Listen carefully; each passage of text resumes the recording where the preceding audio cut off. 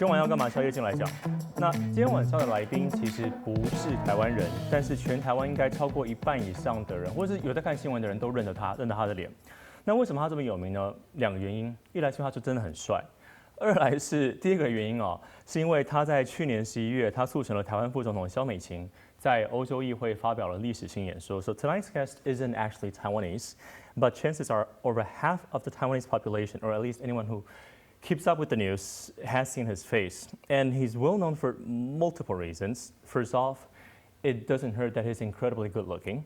Second, I mean, good looks aside, the second reason for his fame is that last November he didn't just help facilitate, he played a key role in making history by helping Taiwan's Vice President, Xiaobi Kim, deliver a landmark speech at the European Parliament. 我们今天晚上欢迎对中政策跨国议会联盟 IPAC 共同创办人暨执行董事。Welcome to our show, Mr. de Pulford. Thank you very much for having me. It's a delight to be here. It was the first time I had to do it in both English and Chinese. Sorry, that took a while. Okay. Good for you. First and foremost, I've got a small gift for you. Oh, yeah? Sitting right here. Okay. Small is maybe not the right word, but so it's actually here, I'll let you open it. Okay. It's actually a giant bowl that I received from the NCAT, which is the National Cultural Association of Taiwan, and it's big enough to hold your breakfast, lunch, dinner, and then some. And at the bottom of the bowl are illustrations of quintessential Taiwanese dishes. Oh, yeah. Meatball soup, braised pork rice, and 四神soup. We grew up eating those, and if you show that bowl to any Taiwanese person living overseas, and there's a good chance they'll feel an immediate wave of nostalgia. It's quintessentially Taiwanese. Well, you know, there are many Taiwanese living in London, but they're not going to see my bowl because it's going to be mine. It's going to be in my house, and I'm going to use it. No, thank you very much indeed. Extremely generous of you. Give you a lot of street cred. Okay, that aside, one of the questions before we delve into that historic visit last year, and before I ask you your thoughts on China's ethnic unity and progress promotion law, which is a mouthful. Yeah. I want to start with a simpler question, which is, how are you, and how has Taipei been treating you so far? So I got in yesterday. Thank you for having me, by the way. You know, it's a delight to be here. I've seen your show. I like the format. I like the depth that you're able to go into. So it's nice to have that opportunity. Most of the time my interviews are very short, sharp, never about me, always about politics. So right. it's quite a privilege. How has Taipei been? I love it here. I love it here. I'm always tremendously welcomed, but I'm super tired and super jet lagged. I'm sorry. I'm really sorry to hear that. No. It's not that. It's that England was playing this morning, and I had to see England. Of course. So I got in last night, and I was up super early, and yeah, I'll be recovering. And then we've got a busy few days with the delegation that's come over. Can you count how many times you've been here? I don't know, it's like 15, 16, something like that. Do you remember the first time you were here? Yes, that was in 2019. Right. Yeah. Were you already, when was IPAC founded? 2020. Okay.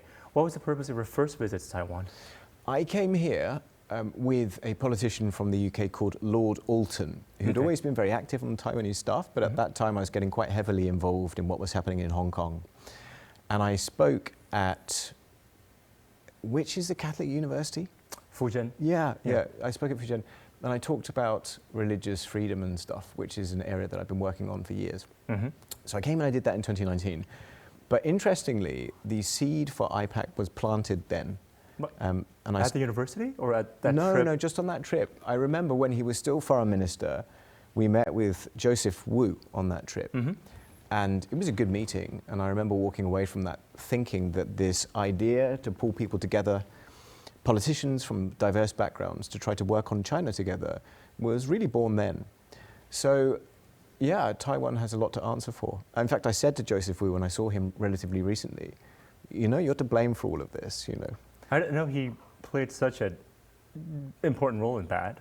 Well, in that meeting, he was talking about international support and collaboration and how important it was. Yeah. Remember, the background to this is what's going on in Hong Kong. Mm-hmm.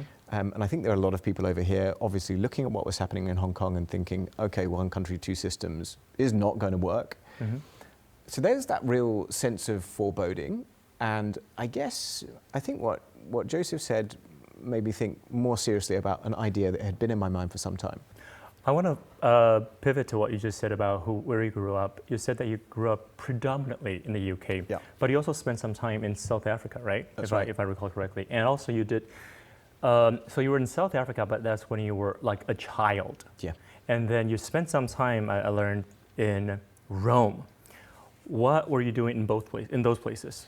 Okay, so we moved to a little country called Lesotho in southern Africa. It's a landlocked country. It's quite near kind of Eswatini. It's sort of a similar kind of country to that. And my father, who was a civil servant, had a job working with the UK government on loan to the government of Lesotho for a few years. So our whole family moved, which was a tremendous culture shock for us, like in many ways. How little were you?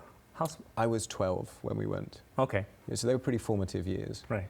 And it did form me in quite a big way, not least because I'd come from a place like Canterbury in England is, or at least was, a pretty homogenous place. I mean, there wasn't a lot of cultural variation where I was from. There weren't many people of colour. And all of a sudden, I moved to a place where there were basically no white people. Right. We were absolutely the minority. And that was, for me, a very important and formative perspective to have. But that's very different from what happened later. So when I moved to Rome, I put myself forward to train to become a Catholic priest. So I lived in Rome in what's called a seminary, where they train priests. That should have taken 7.5 years before being ordained. I was there for pretty much 5 years. That's pretty much how long it takes to be a doctor. Yeah. It's full on. It's full on. In fact, actually, all of these degrees that we talk about now, they have their historical roots in the degrees that they give in seminaries. So you're supposed to do 3 degrees, basically. You do a philosophy degree, you do a theology degree, and then you do something called a license, which is, I guess, the equivalent of an advanced master's on top of that. But I didn't get that far. So you got the 2. You got the first 2. Yeah. Theology and what? Philosophy. Mm-hmm. Yep. Why did you not go that far? I wasn't very good at it. Okay, so I'll explain it like this. Like, priesthood in the West is a very difficult thing to live. It's not like it once was, where there was a sense of like cultural Christianity and priests would be looked up to as a figurehead of the community. It's very different now. You know, there's a latent suspicion of priests in a lot of places. You have to be celibate. You know, you can't have any kind of partner, which is very countercultural. And on top of that, the work is just really hard. You know, you're just giving your whole life. But in seminary, there are a bunch of things that you're supposed to do. You're supposed to study hard. Of course. I didn't really do that. Okay. You're supposed to pray hard. Wasn't that good at that. Okay. The celibacy thing was hard. Wasn't that good at that. So just like in general, I wasn't very good at it. I love your candor. I really just love your candor. I mean, it's the way it was, you know, and it was, again, a very formative and beautiful experience. Right. I mean, I wouldn't replace it with anything. Of course. But I think it's fair to say that I have been better at other things in my life than that. Okay. And then, after that, you've decided to take a different path. Yeah. What was that path? Where did that lead you? So before I went to seminary, I was already kind of working in the UK Parliament. Mm-hmm. So I did an internship there. Wait, how old were you when you were in Rome? Oh man, now you're asking. I have to work this out. I gave my 20s to it, basically. Oh, okay, yeah. But I first started working in Parliament, I think, when I was 21. Right. Something like that. Right. And I did an internship, and I was working with a member of Parliament who just like gave me free rein to do what I wanted. And what people don't understand about parliaments is that when you're in, you can do stuff. Like, right. Everything's about access. Mm-hmm. So because I was in there, and because I had access to politicians who were working on stuff I cared about, then immediately I got involved with work that I cared about, because I just could. So I was very fortunate in that way, and I found myself with a mentor, a political mentor, this guy who I came here with in 2019, Lord Alton, who really looked after me. But it was during that year where I was pretty sure, right, I'm going to do this priesthood thing. Mm-hmm. So after that first year in Parliament, I went off to Rome. Mm-hmm. But then when I came out of Rome, I came out to like nothing. I mean, you give everything away to go. you have nothing. I had no savings, and I had this strange black hole in my CV. It's like, can you imagine? Like, you go for a job. 4-year gap year. Yeah. You go for a job interview, like, well, okay, what have you been doing? It's like, I was in Rome. I was in Rome, like training for the priesthood.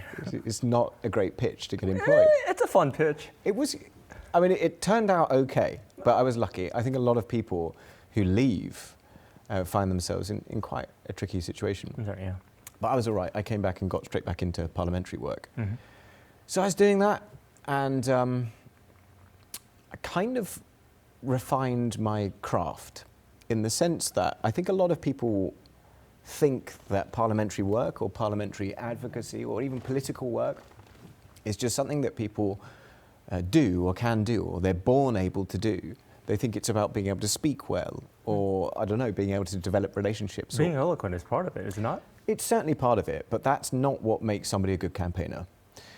What makes somebody a good campaigner is learning the craft. Like, there's real craft in this.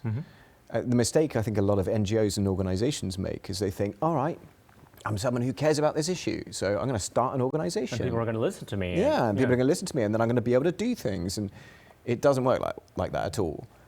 So I made a lot of mistakes in my, I guess, early kind of parliamentary Please name career. one. What was one mistake that you made? Okay, this is embarrassing because I can't even believe I'm going to admit this. But I always, when I'm teaching my staff now, I'm like, you cannot make a mistake in any briefing material that you give a politician. Right. Not one. Because they have to trust you, and if they don't trust you, the relationship's dead and they won't use you. Right. So it's essential that everything's accurate.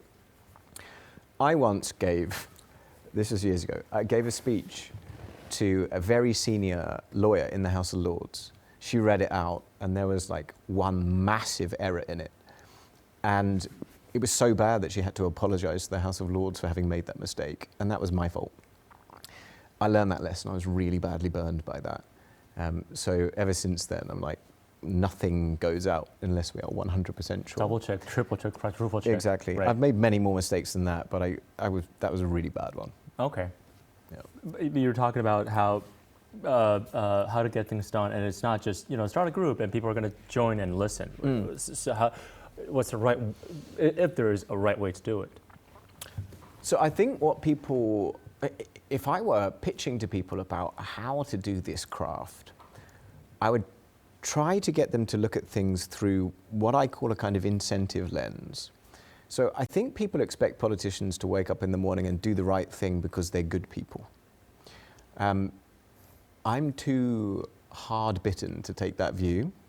I take the view that if you want politicians to do things, you have to incentivize them to do it. But most campaigns are not like that, particularly human rights campaigns. Human rights campaigns will say, a terrible thing is happening over here. Do something about it. And I don't do that, and I've never done that. What I do instead is say, a terrible thing is happening over here. Okay. It's in your interest to do this because of this. And here's how I'm going to help you to look good to your constituents, to look good among your peers in your parliament. That sounds like the best strategy, but it's not easy. It's not easy. It's much more labor intensive. There's so many questions I want to ask about that. But first, I want to just hop back to something that I've been meaning to ask you. And it has to do with social media. Yeah. After you joined Threads last November, here we go. Taiwanese netizens found you they found you very quickly, and within a short time, tens of thousands of people were just following you, and some were even comparing you to the looks of, the mayor of Taipei. With all these enthusiasm and support online, have you felt the love from Taiwan? So this is a very embarrassing topic, and we can stay with it because I think it's kind of important. I mean, I'll tell you a story. Back in 2019, right, something. Your first visit. Well, my last visit to Hong Kong. Okay. I can't go back there. I'm named in Jimmy Lai's case, and 160 times. Yeah. So unfortunately, I can't go back there as much as I'd love to. But in 2019, there was this kind of weird thing that happened. I'll tell you the story. One of the most hated politicians in Hong Kong is a guy called Junius Ho. He's not a nice guy. And together with a couple of politicians, I got his honorary doctorate in the UK taken away from him. And I was there in 2019 for the last 3 elections they had, the district council elections. And we went to his constituency. And I didn't realize this now because that guy was like, he's very embedded with triads and stuff, and he was surrounded by these guys. But I just walked straight up to him through those people and said, I was responsible for getting rid of your doctorate, basically, ha, ha, ha. And this went super, super viral in Hong Kong. And as a result of that, there was like a brief period of similar kind of attention based upon looks and stuff. And in that period of time, like, I'm just going to be honest with you, your ego really likes that kind of thing at one level. Because why not? And yeah, because why not? And it's easy to seek that stuff and to be drawn down a road thinking, I will get my meaning from this. I will get my sense of self from this. And in 2019, you know, pretty quickly, that popularity fell off. But and was there an incident, or it just naturally fell off? No, I think it's just the way it works. Okay, yeah. Yeah, I think it just goes up and down. So having this like period in Taiwan, it's lovely. If it helps to promote our work, great. It's very flattering.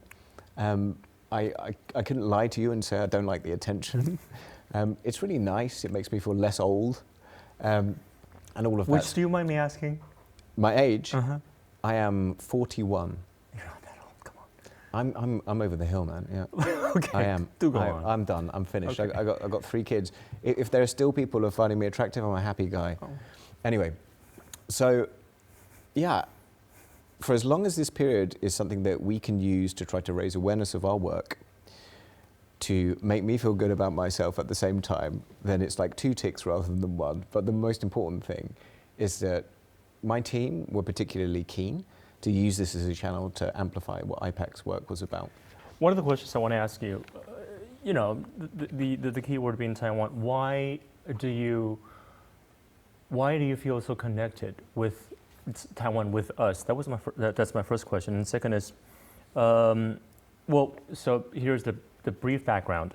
So last year, Vice President Xiao Kim delivered a speech at the European Parliament, and that's an event widely seen as a major diplomatic breakthrough for Taiwan. And IPAC played a key role in making that happen. You've probably revealed that, you've previously revealed that many of the parliamentarians in attendance didn't actually know that Vice President Xiao herself would be speaking until the moment she actually physically walked into that room. That's right, yes. That's just, I don't understand how that works. How is that possible? Second question. And the next question is, for what was essentially a diplomatic level, like security and secrecy operation, what kind of planning and preparation went into making it happen?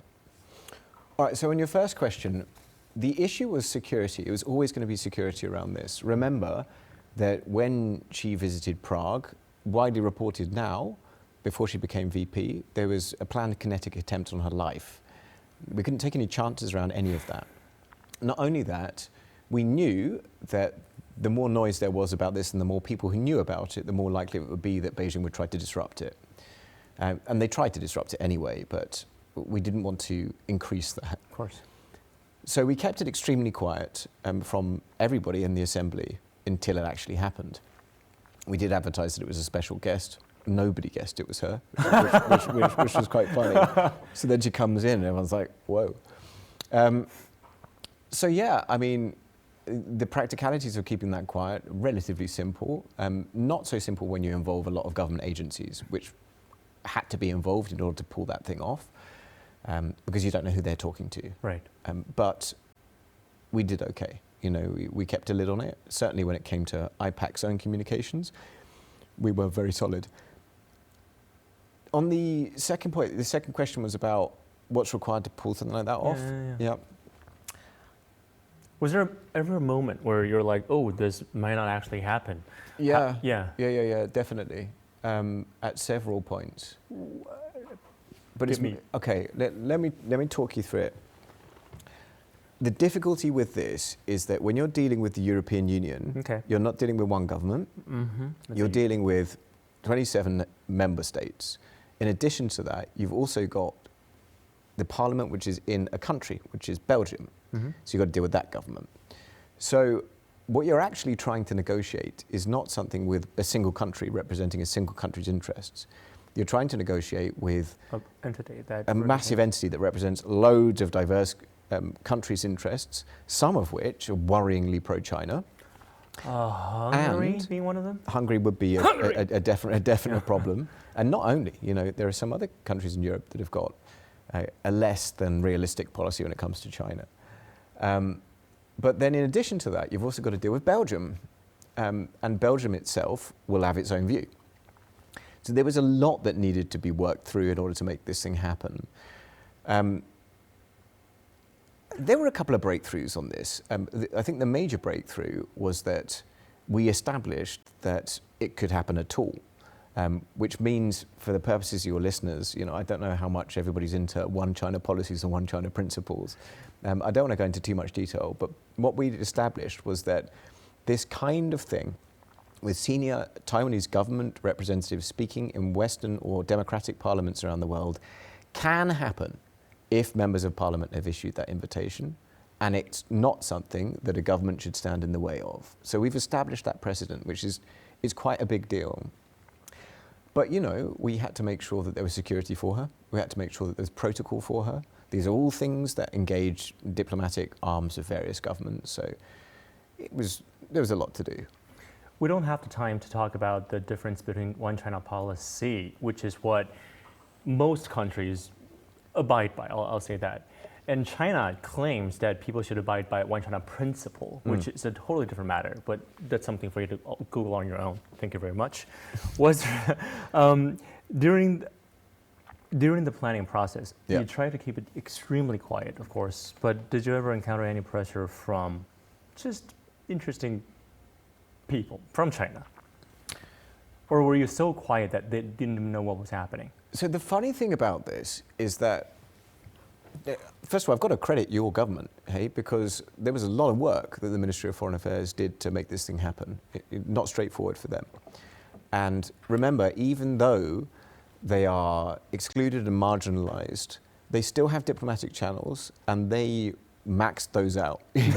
They really did. So they did a great job. I'm not trying to say this is all us. Don't say anything you're not supposed to, but How do they max out those channels?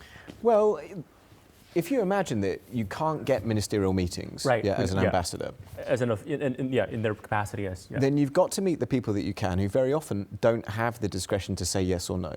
And you've got to somehow negotiate with those people. Not straightforward at all. So it's like staff or staff. Yeah, because you're asking the people who don't have the ability to say yes or no, and you're asking them things which have potentially quite serious diplomatic consequences. Like, it's one of the many reasons that the downgrading of Taiwan, diplomatically speaking, is just exceptionally stupid, because it means you can't even have the necessary conversation. So even though they've got limited tools at their disposal, they did really, really well in their negotiations, I would say that. Okay. From our side, look, the truth is, let me be honest about it, there are people who are scared of diplomatic blowback from China, but Taiwan has a place in a lot of people's hearts across Europe and beyond, to the extent that I knew that when I was talking to people internally in the European Union, the mechanics of the European Union government, less so with Belgium, because I don't know those guys so well, but within the European Commission setup, etc., I knew I was talking to people who wanted this to happen. So I went to the right people to be able to poke the right sticks. And I mean, in the end, even though there was resistance, I felt we were pushing an open door. People who wanted it to happen, who felt it was appropriate to happen. And once the event was actually over, did Beijing respond in ways that surprised you? I think that the coercion that Taiwan has suffered, both with the president's visit to Eswatini, with the closing down of RightsCon, with the threatening of lawmakers around the world, I think all of that is due to Brussels. Really? Yeah. What about the IPAC? What about IPAC members?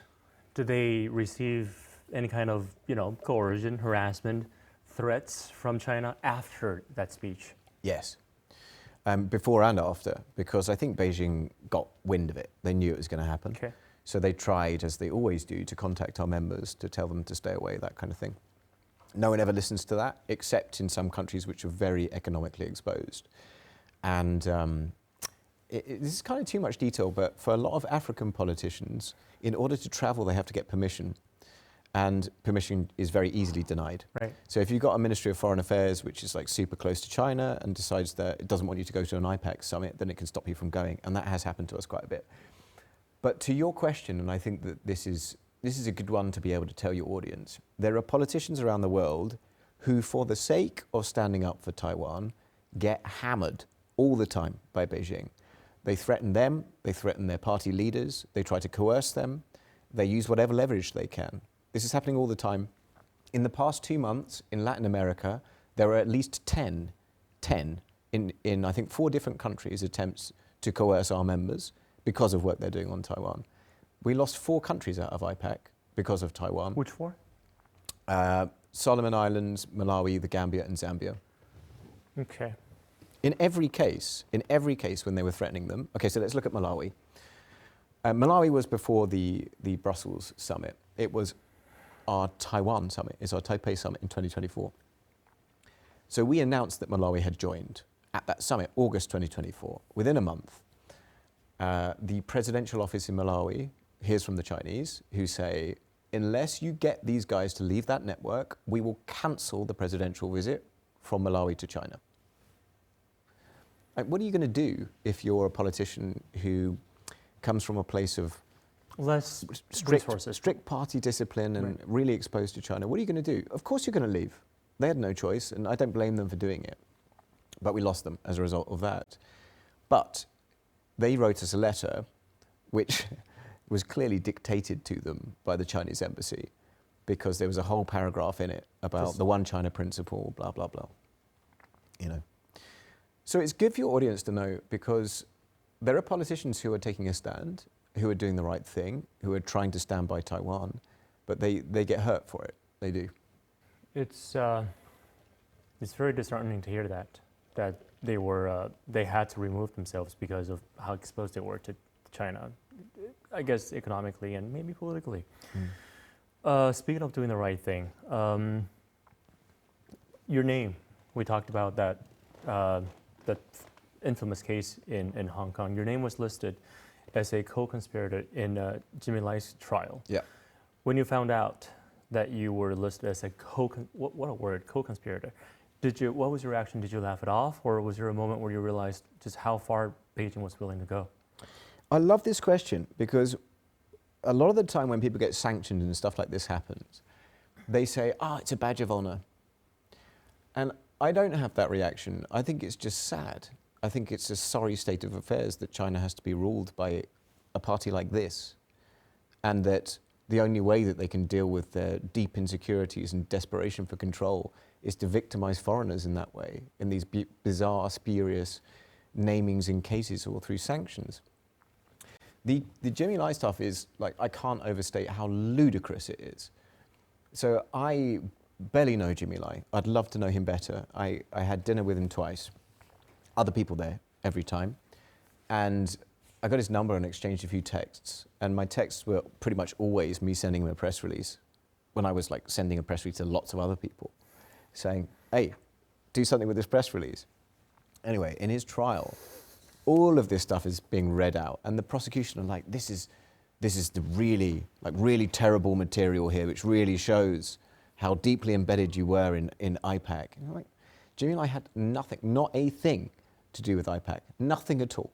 You know, most of the time he didn't respond to my messages. There was one where I said, please RT, and he responds, what's RT? Yeah, what is RT? Retweet.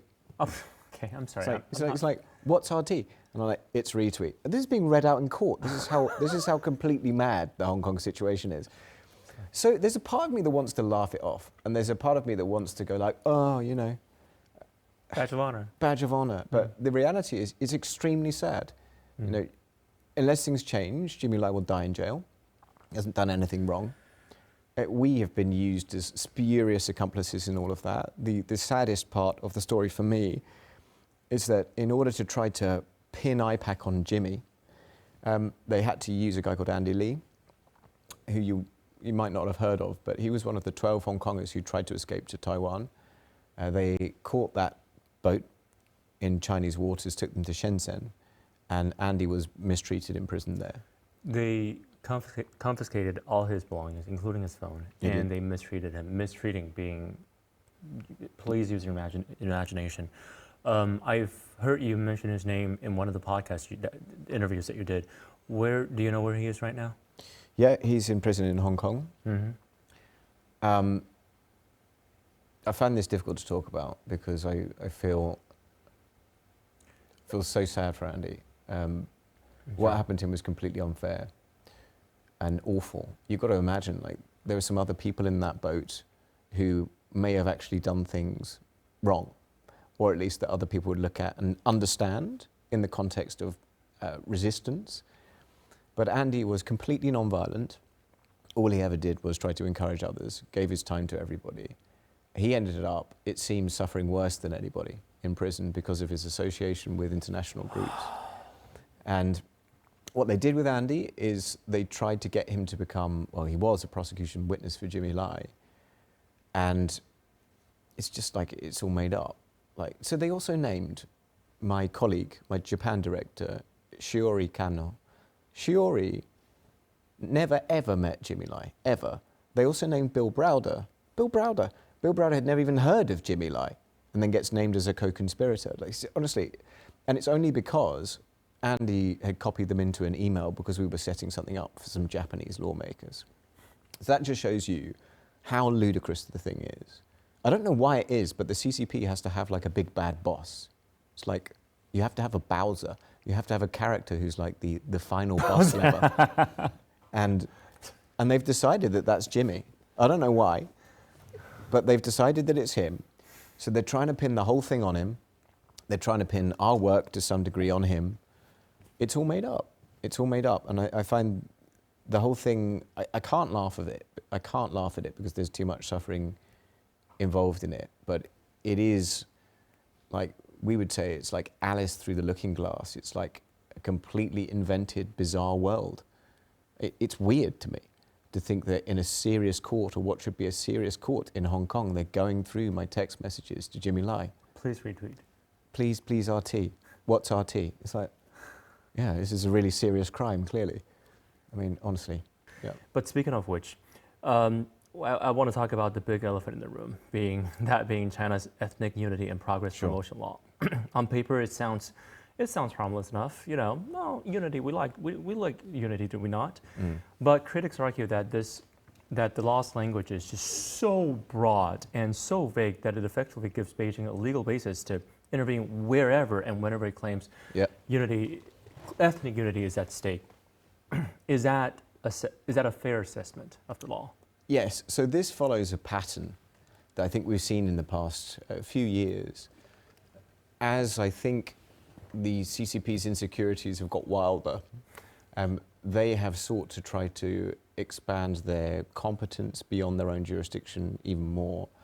So, you know, the Hong Kong National Security Law does this. It claims to have application all over the world, you know, as if the CCP can govern the law of other people's countries. It's just the whole thing is a ludicrous idea, but they've denuded themselves into thinking that. So this is the latest iteration of that. I think the difficulty with this is that it's predicated on a notion of what it means to be Chinese, which is not reflected by the Chinese people, which obviously has a great deal of diversity within it.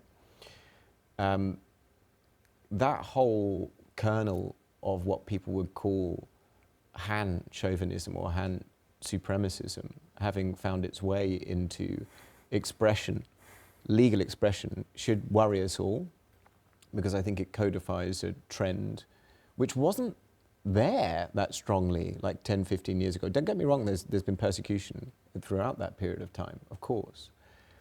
But it wasn't there in the same way. So openly expressed and now codified in law, you know, in order to basically eradicate diversity. I've never heard that term you used just now, Han chauvinism, but that's such a good way of putting it. Speaking of codifying it into law, how, from your perspective, how concerned should people in Taiwan and democracies around the world be about this law? So I don't want to alarm people, because Beijing does stuff like this, and it's recognized, I think, by every other country as like a really ridiculous overstep. It is. But you have to acknowledge, unfortunately, that Chinese interference is getting much worse. Chinese transnational repression, basically bullying people overseas, is getting much worse. Yes. The persuasion to return operations where they use people's families to force people to come home so they can prosecute them is getting worse. All of these tactics are getting worse. And against that backdrop, there are risks, right? There are risks. So, for example, when I was named in Andy Lee's case, the UK Foreign Office pulled me in and said, we don't really understand how the Hong Kong national security law works. But what we do know is that you might be vulnerable to criminal charges. So don't go to any place that has an extradition agreement with China or with Hong Kong. Even for you? Yeah. So I'm like... A UK lawmaker? Yeah, so this is like 53 countries, yeah. So, which includes France, includes Italy. So they say... Thailand even. Like it's, Thailand, yeah. And Thailand would worry me now, seriously. So I am in a very privileged position in the sense that I hold a UK passport. I am not like a dissident from China who's moved to the UK or a Hong Konger who's on a BNO visa or whatever. Those guys are very exposed. And if they find themselves going to third countries which are very close to China, who want to help them hound dissidents under this ethnic unity law, that is a real prospect that I don't think we should dismiss. I'm still reeling from the fact that even you suffer from what the Foreign Office told you. People in Taiwan, like me, like a lot of people in Taiwan, we know not to travel. Like we will never, like go to Hong Kong like ever again, just because it's not safe. We don't even fly Cathay because I think it's like Hong Kong owner operated. It is. And so, so being on that aircraft carrier, like not aircraft, I'm sorry, being on that aircraft, it's just we're just exposed. And I thought it was just us, you know, the renegade Taiwanese people. I didn't realize even for a British MP, you would be exposed so greatly as well. So the problem is that the UK government can't do a great deal about it if something goes wrong.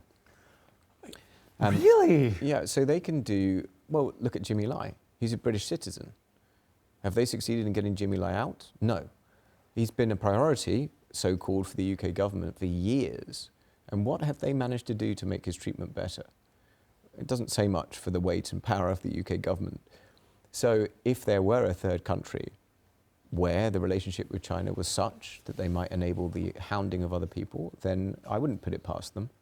We know that China has misused Interpol to go after various people. It's possible. However, it's not likely. Yeah? So one of the countries that has an extradition agreement with China is France. I've been to France. There's not going to be a problem. You know what I mean? Like, it's not going to happen. And it would be such a massive escalation if they were to do it, that it would be a very stupid thing to do. So I enjoy protections that dissidents don't have. You shouldn't compare me with those guys. Those guys are really exposed, and this law is targeting them more than it's targeting people like me. That's what's worrying about it. Governments have not done a good job in standing up for those people who are particularly exposed because of this kind of transnational repression. Is the UK government doing a good job? I don't think so, no. I think that we've gone backwards on China. I think that even though there is a parliamentary consensus on China, and that's gone in the right direction, the government is in a different place. And that's partly because it was designed by some people from the golden era of relations with China, you know, so like 15 years ago. But our policy is not very realistic in the sense that we're not really defending UK resilience, we're not preparing for possible escalation in cross-strait tensions, we're very dependent. All of these kinds of questions we're not handling right, in my view. Both Taiwan's Democratic Progressive Party and Taiwan's People Party have joined IPAC. Yet Taiwan's largest opposition party, the Kuomintang, remains notably absent. When Legislative Yuan President Han Kuo-yu led a cross-party delegation to the United Kingdom, you revealed that IPAC actually made several attempts to try to arrange a meeting with him in London, but those efforts were ultimately declined. And you've also said that IPAC invited the KMT to attend its annual summit on 3 separate occasions, and never once did you receive a response. Was that all true, what I said? Pretty much, yeah. What do you think explains the Kuomintang's reluctance to engage with IPAC? So I think what I'd say, first of all, and it's important to underline this, I don't have any skin in the game here, in the sense that I don't vote for any of these people. Well, I'm not Taiwanese. I would be very open to discussions with the KMT. That's always been our position, and I've worked pretty hard in order to try to bring that about. You know, I want to have those discussions. And the reason we want to have those discussions is that the work that IPAC is doing internationally is mainly on the basis of other countries' interests, because people are really worried about this region. But we can't do that work accurately unless we're sure that what we're doing reflects the will of the people here. Where I've really struggled with the KMT is that these guys, I don't know, they just don't seem to like me very much. Okay. I wonder why. But I do wonder why, because, you know, so the summit's a good example. When we were organizing this summit in Taipei, quite a big deal, you know, it was the largest group of international lawmakers that's ever come here. And I wanted to make sure that the legislative yuan was properly represented. Of course. So I started talking to the KMT, what must have been 6 months at least before it happened. They ghosted me. So then I wrote a letter to the president of the legislative yuan, Han Kuo-yu, and I said, hey, why don't you nominate a group, a cross-party group, whoever you want, I don't care, and send them to our summit. As long as your presence here is. Yeah, please go for it. No response. So then I asked the Ministry of Foreign Affairs, MOFA, invite every member of the legislative yuan to our summit. They did. Not one single response from the KMT. So the thing that really, I mean, that's one thing, but the thing that was bad was that when the summit happened, the media then came and said to the KMT, are you boycotting this? And they said we weren't invited. And all I would say about that is that... What was the response? We didn't know about this? They said we were not invited.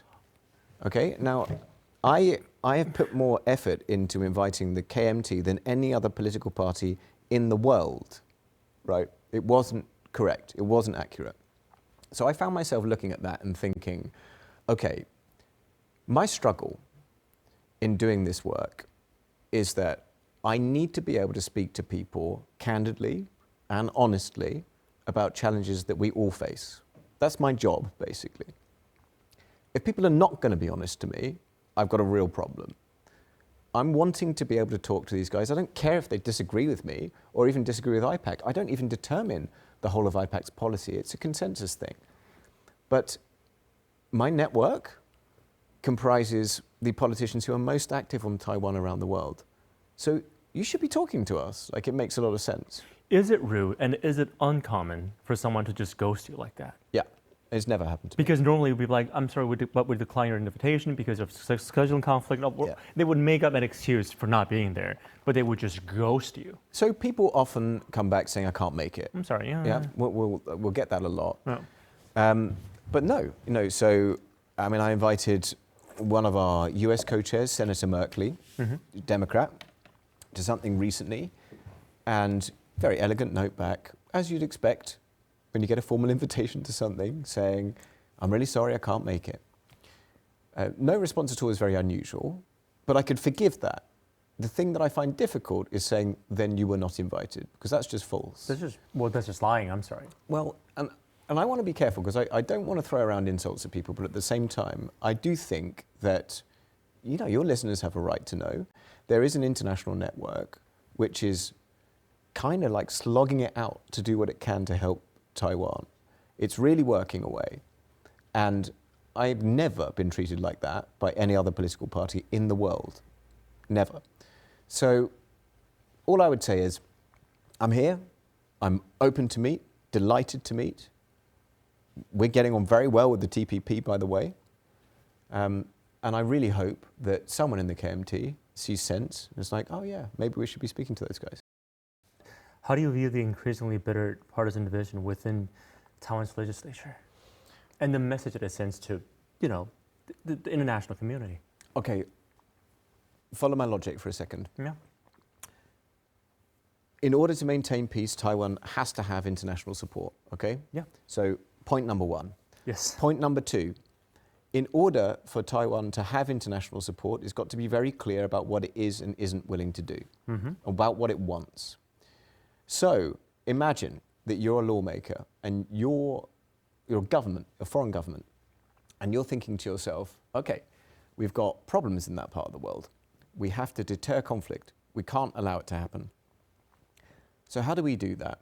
Well, let's think, what are the tools we have available to us? What do the Taiwanese think, okay? And then you start to throw into the equation doubt about the willingness of Taiwan to defend itself, the willingness of Taiwan to arm itself, what the Taiwanese people want vis-a-vis China. Do you think that doubt is helpful or not for the international support that you must have in order to maintain peace? My answer would be very unhelpful. So here's what I get from people, yeah? I'm not going to say who this was. This is an American lawmaker. It was a dinner. It was a private dinner, so I'm just going to report what was said without saying who it was. He cuts into the dinner and he goes, Taiwan isn't going to fight.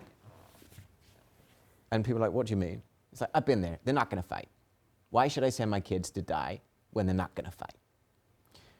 Right? He would not be saying... That was really good. Thank you. Go on. It's actually not a bad impression. That was really good. Why do you think he was able to say that stuff? He was able to say that stuff because of the confusion which is coming out of the legislative yuan. Now, I want to be really clear about this. It's not for me to tell Taiwanese politicians how to behave. Right. But what I can do is I can react to it. And I can say, from the perspective of UK interests, that's super unhelpful. Because how can we possibly cohere an international group of nations to collectively deter escalation in cross-strait tensions when we're not sure about what Taiwan wants? Now, let me be clear. The government's very clear. The government's very clear. But if you've got controversies from the legislative yuan, which are making all this noise and throwing doubt on that, it's not going to help Taiwan internationally. Now that you mentioned that one lawmaker from the U.S. who shall remain nameless, I want to ask you this: as political landscapes just change dramatically across Europe, North America, Taiwan, I feel like inevitably faces the risk of becoming more isolated internationally. You've argued that Taiwan cannot afford to be like a passive actor for others to, come to its rescue, and that it must clearly articulate what it stands for rather than allow its voice to be marginalized. Yeah. So, in your view, what is Taiwan's strongest strategic asset when it comes to making its case to the democratic world? Prospective economic damage of escalation. Let's say that again. All right, so let me stick with this. The thing people care about more than the potential of a war thousands of miles away is their own economies. And it's pretty clear from most of the serious economic forecasting that has been done that if there were to be kinetic conflict here, you would be looking at least 10 trillion, 10% of global GDP wiped off the map, probably getting worse over time.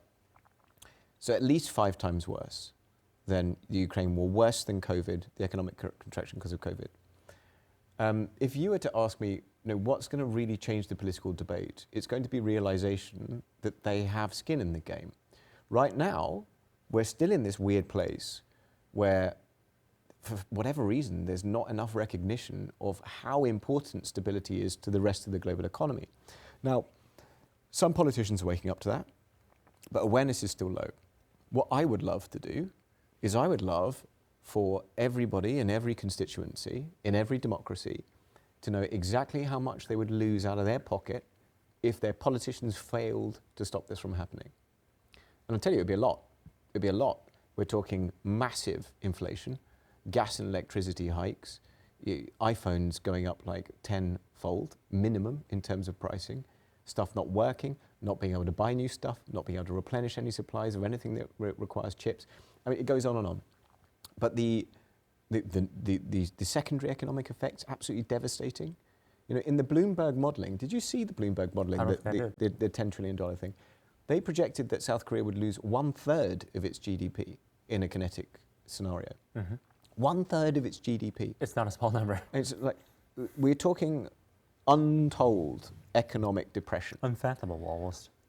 And cannot be allowed. But we're not in that mental zone yet where people are in the cannot be allowed zone. I think the EU is slowly waking up to it. The States have been alive to it for some time. The rest of the world, sleepwalking. You know, they need to be woken up. That isn't going to happen until voters know. I would love voters to know that the cost to them of the political failure to deter and to de-escalate conflict, because it's politicians, yeah. Right. Their head should be on the block. Right. Why are some people not heeding that warning? I think awareness is too low. There's not enough research about it. It's not been done cleverly enough. It still feels very far away to people. It feels remote. Well, you know, it's like Taiwan. You know, right. it's miles away. More interested in what's going on right now. There are loads of other conflicts ongoing right now, distracting people's attention, costing us a lot of money. You know, Ukraine in the Middle East, any number of conflicts right now. A lot of instability. And I think that against that background, it is quite hard to fight for attention for these sorts of things. But awareness is still low. So honestly, I think the key to shifting the political debate on Taiwan in many countries around the world is that you get voters to realize, you get them to realize, and then their politicians will know that failing to act to prevent this clearly foreseeable disaster was their fault. And we've got to change that calculus. I've heard that you, because of the work that you do, I've heard that you, your family, and even your friends have been subjected to extensive online surveillance and harassment and even impersonation attempts over the years. And in some cases, people have allegedly used your name to send just malicious phishing emails to people close to you. Yeah. Well, of course, without revealing anything sensitive, can you share one of the most just extraordinary experiences you've had, something to might have made you, you know, stop and think, well, this feels like straight out of a spy movie? So I heard that there were dating profiles that were made with my photograph. It probably worked. Yeah, so if you've matched with somebody who looks like me, it's not me. Oh, okay. I was hoping. Okay. Yeah, we go. Okay. Yeah, swipe whatever way you swipe. Oh, Luke. Yeah, hit the X. So I heard there was that.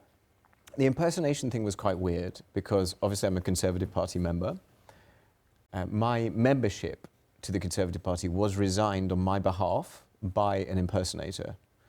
And the weird thing about it is that I thought, okay, this was just done online, right? I thought maybe that was it, but no, he called them up. And I don't know what accent he did. Apparently he sounded English. And he resigned my Conservative Party membership. Apparently I was so upset with the then Conservative Foreign Secretary that I wanted to leave the Conservative Party. And this worked. He managed to resign my membership. It was quite a weird thing. But it's low-level stuff, this online thing. They put so much effort into it. Constant harassment from bots and trolls. I do not care at all. Don't care. I think if they think that this works at any level, they're really wasting their time. I mean, look, there are people who go through much more than me. One of our colleagues in IPAC, who also works for an organization called Safeguard Defenders, Laura Harth, she recently had a whole bunch of AI pornography made of her because Safeguard Defenders has exposed like Chinese police stations and stuff. So all of this stuff was going around. That's way worse for her. But she's strong, so she's brushing it off as well. But it's fairly constant. If anything, it's a minor annoyance. What worries me more than the actual attacks contained within it is the fact that it skews the discourse. When your private life, your friendships, and even your family become exposed to, you know, these, you call it annoyance, but some others might call it surveillance, harassment, and the risks associated with just transnational repression because of your support for Taiwan and Hong Kong. Have you had a moment where you probably have answered this question before, but have you ever had a moment where you questioned whether it was all worth it?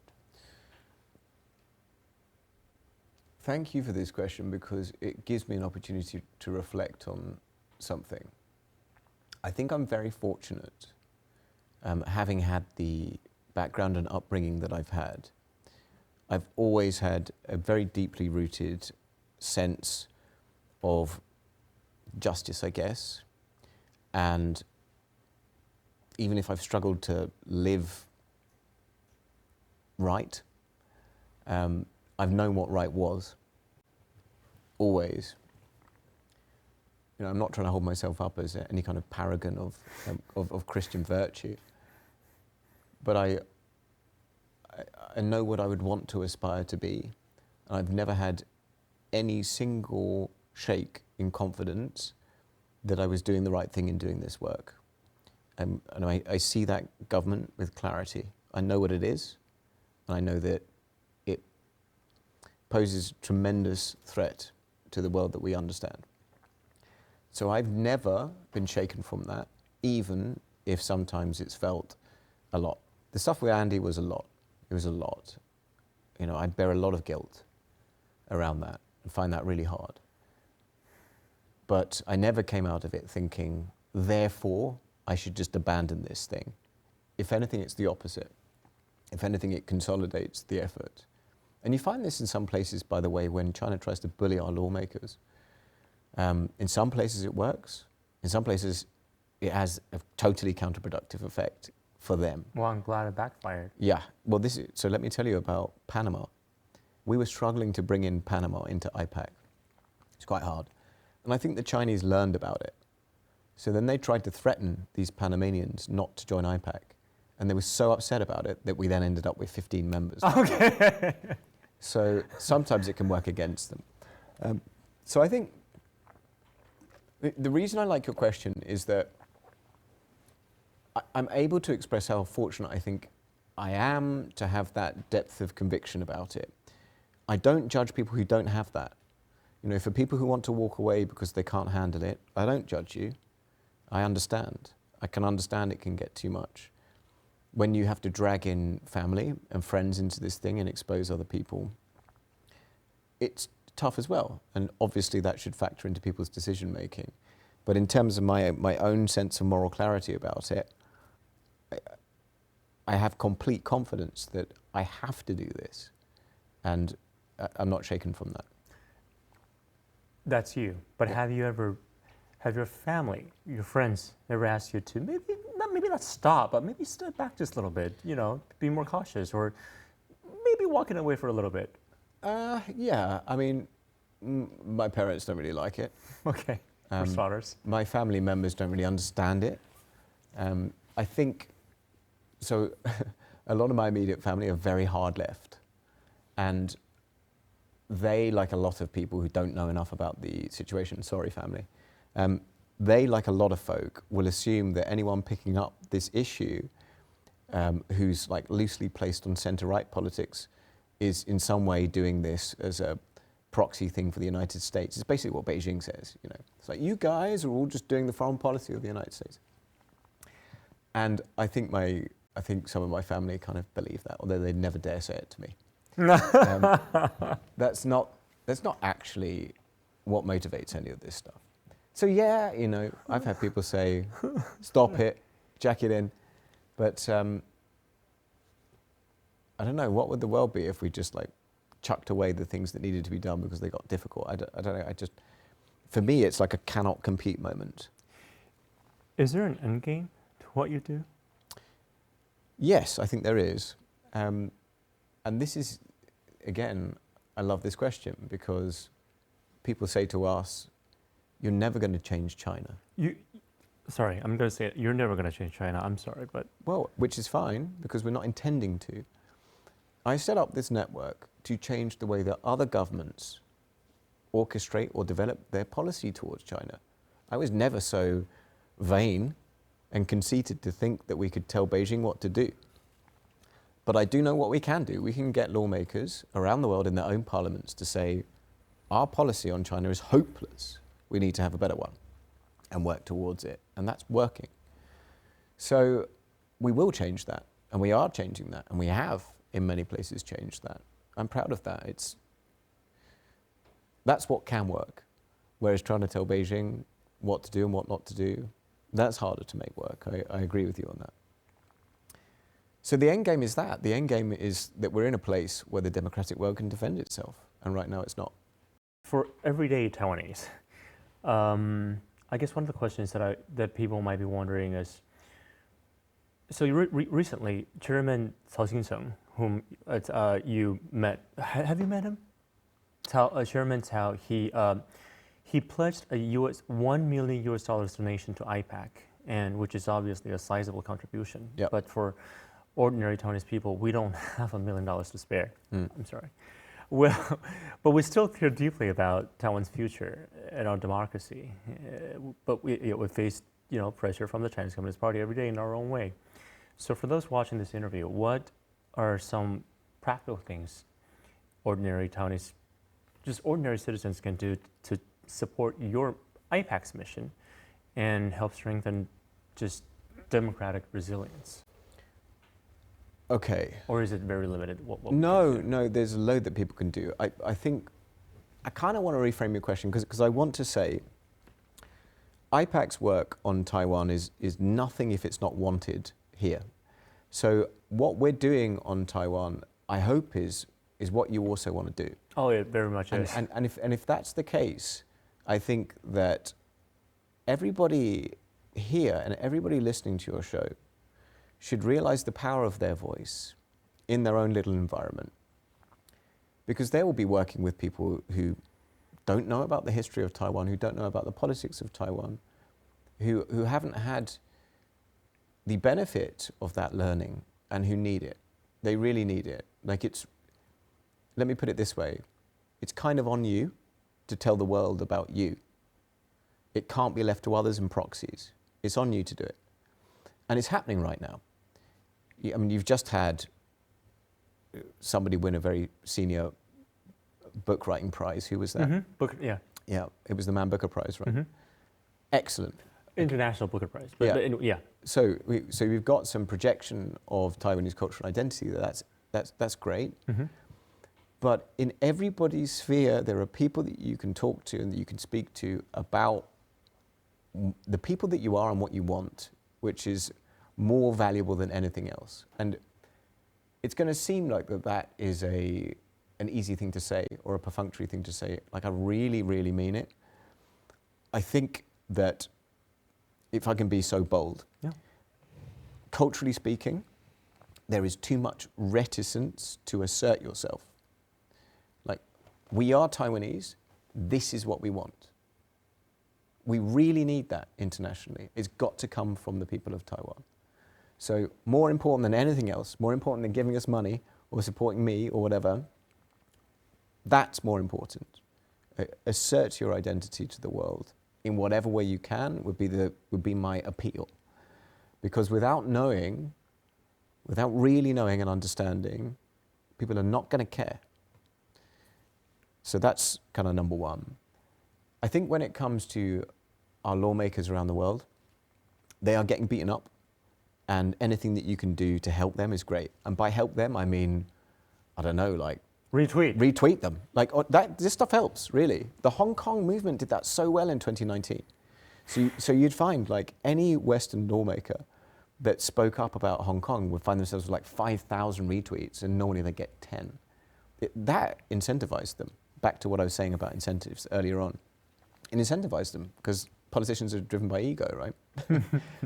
So genuinely, like amplifying what politicians around the world are saying on Taiwan, that's a good thing to do. It's easy as well. In terms of us, you're right about Mr. Cao. He was very, very kind to us. He's helped us a huge amount. And we're very lucky to have his support. The scope of the work that I'm trying to do with IPAC is ridiculously ambitious. You know, the CCP has 100 million members and is the second largest economy in the world. I don't have that. So I need to build this work as much as possible. If people want to support us financially, that's great. You can do that through the website. And thank you to the many people who have supported us already, and I hope will continue to. But you know, the main thing is assert yourself on the global stage. You don't have to rely on proxies to do it, like us. You don't even have to rely on your government to do it. You have your own sphere of influence, use it. That was so beautifully put, and thank you for bringing that to our attention. We cannot just sit idly by and be like, well, that guy from the UK, he's got it. That's not how things are supposed to be done. Before we end this, I just want to say that I was listening to one of the podcasts, the interviews that you did a while back, and you said, and I quote, this guy said this: "I have been consistently surprised by Xi Jinping and the Chinese Communist Party's appetite for self-harm." That was in a China Desk podcast interview from last year. I'm bringing it up for no reason other than I just really like the way you put it. Thank you so much. You do your research, huh? I try. You even listen to that one. Okay. Thank you, Luke de Pulford, for coming to our show. And how many days are you going to be in Taiwan for this time? Oh, it's like 5. It's almost nothing. Yeah, it's not very long. I know. I look forward to seeing you again. Yeah, no, I will be here again. Thank you for coming. Thank you very much for having me. Thank Pleasure. 小姐讲，下次见，拜拜。